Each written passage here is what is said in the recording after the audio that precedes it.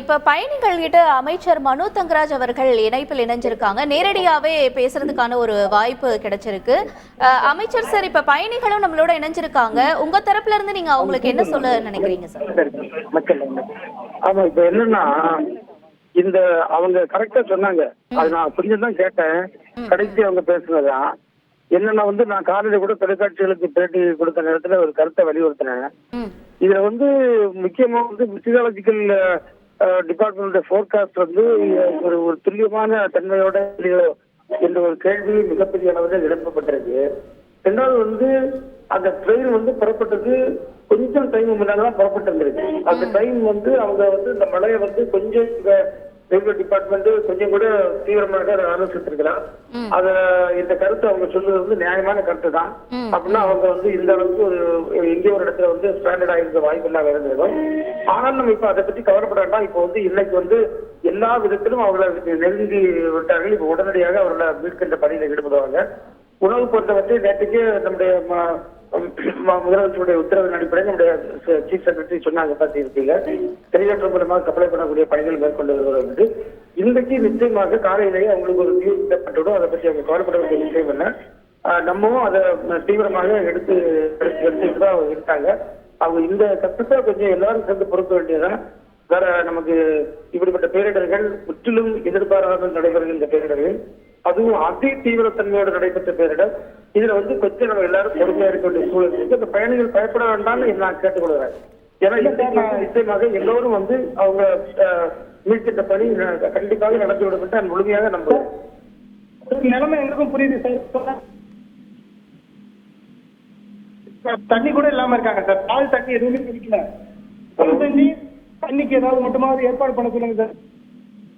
Hello, கேக்குதுங்களா sir? கேக்குதுங்களா sir? கேக்குதுங்களா சார்?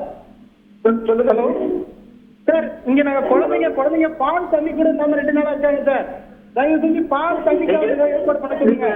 நீங்க அதை நாங்க உடனே நாங்க அந்த ஃபுட் சப்ளை உறுதியாக 3 நாளா பட்னியா இருக்கும் சார். 3 நாளா பட்னியா இருக்கும். எந்த ஒரு ஃபுட்டுமே கிடைக்கல. தண்ணி கிடைச்சா கூட பரவாயில்ல, தண்ணி கூட எங்களுக்கு இல்ல. தயவு செஞ்சு ஹெலிகாப்டர் பறக்குது. பட் ஒரு ஹெலிகாப்டர் கூட நாங்க கை காட்டுறோம், யாருமே ரெஸ்பான்ஸ் பண்ண மாட்டாங்க. தயவு செஞ்சு ஒரு தண்ணிக்காவது சாப்பாடுக்காவது ஏற்பாடு பண்ணுங்க சார். ரெஸ்கியூ கூட நீங்க அப்புறமா பாத்துக்கலாம் சார். இம்மிடியேட்டா பண்ணக்குள்ள வழியா பண்ணீங்கன்னா நீங்க அதை பத்தி கஷ்டப்படாண்டா. அதுக்கான ஏற்பாடுலாம் இப்ப என்டிஆர்எஃப் வந்துருக்குது. அதே மாதிரி ஸ்டேட் எங்களை ரெஸ்கியூ பண்றதுக்கு எங்க சொந்த ஊருக்கு அழைக்கிறதுக்கு என்ன நடவடிக்கை எடுக்க போறீங்க சார்? தயவு செஞ்சு அவங்க சொல்லிடுங்க சார் ப்ளீஸ். இல்ல, அது உடனே அவங்க அந்த அபிஷேகத்தை கனெக்ட் பண்ண அதுக்கான ஏற்பாடுகளை பண்ணுவதற்கான வழிமுறைகளை நாம கையாளுவோம். நீங்க ரொம்ப அச்சப்பட வேண்டிய அவசியம் உடனடியாக பார்த்துடலாம். இப்ப மழையும் தன்மை கொஞ்சம் குறைஞ்சி இருக்குது. அதனால ஒன்றும் அச்சப்பட வேண்டிய அவசியம் இல்லை. நான் உடனடியாக அதற்கு நடவடிக்கை நம்ம மேற்கொண்டு வருகின்றோம், பார்த்துக்கோம். நீங்க பேசுறீங்களா? கஷ்டப்பட வேண்டியது இல்லை நீங்க சொல்றீங்க சார். ஆனா காலையில 7 மணியிலிருந்து ஹெலிகாப்டர் பறந்துட்டா இருக்கு. ஒருத்தர் கூட என்ன ஏதுங்கிறது பாக்கல. இங்க குழந்தைங்க நாங்க ஆம்பளைங்க தைரியமா இருந்திருக்கோம். லேடிஸ் குழந்தைங்க எல்லாம் இருக்காங்க. குழந்தைங்க எனக்கே 2 குழந்தை இருக்கு. நான் கோயம்புத்தூர் நரசிங்கம்பாளையத்துல இருந்து பேசுறேன். என் பேரு கார்த்திக். எனக்கே 2 குழந்தைங்க இருக்கு. 2 நாளா என் குழந்தைங்க சாப்பிடல. நாங்க ஏதோ பிஸ்கட் ஸ்நாக்ஸ் அந்த மாதிரி கொடுத்துட்டு இருக்கோம். தண்ணி இந்த ஊர்க்காரங்களும் நேற்று வரைக்கும் சப்போர்ட் பண்ணிட்டு இருந்தாங்க. நேற்று மழை வந்ததுக்கு அப்புறம் இந்த ஊர்க்காரங்களுக்கு சப்போர்ட் பண்ற அளவுக்கு வேற யாராவது வேணுங்கிற அளவுக்கு ஆயிடுச்சு ஊரோட நிலைமை. அவங்களும் ஒரு அளவுக்கு எங்களுக்கு சப்போர்ட் பண்ணாங்க. நேற்று வரைக்கும் கொடுத்தாங்க. அதுக்கப்புறம் நேற்று இல்லைன்ட்டாங்க. அதுக்கப்புறம் நேற்று நைட்ல இருந்து மழை நின்றுச்சு. பட் ஆனா இப்ப வரைக்கும் மழை இல்லை. பட் ஆனா இப்ப பண்ணணும்னு நினைச்சா ஏதோ ஒண்ணு பண்ணிருக்கலாம். காலையில தண்ணியும் பாலும் பட் இப்ப வரைக்கும் ஏன் குடுக்கம் இருக்குன்னு தான் எனக்கு தெரியல. தண்ணியும் தண்ணி வாட்டம் குறைஞ்சிட்டு இருக்கு. நேற்று வந்ததுக்கு தண்ணி தேங்கி நின்றதுக்கு இப்ப கொஞ்சம் கொஞ்சமா குறைஞ்சிட்டு இருக்கு. பட் ஆனா இப்ப வரைக்கும் ஒரு எக்ஸிக்யூட்டிவ் இந்த குழந்தைங்களுக்கு பாலும் தண்ணியும் அத்தியாவசிய பொருட்கள் எதுவுமே கிடைக்கல. இந்த மாதிரி இருக்கும்போது நாங்க எப்படி சார் நீங்க போறீங்க நாங்க கேட்கல. எங்களுக்கு எப்போ தண்ணியும் பாலும் கொடுக்க போறீங்கன்னு தான் நாங்க கேட்கிறோம். அதுதான் எங்களோட ஒரே நிமிஷம் கொஞ்சம் அமைதியா கேளுங்க. அதாவது நீங்க என்னுடைய தொலைபேசி என்ன நீங்க குறிச்சிருங்க. 944434. ஒரு நிமிஷம் சார். நோட் பண்ணிக்கிறேன் சார். சொல்லுங்க. நம்பர் சொல்லுங்க சார்.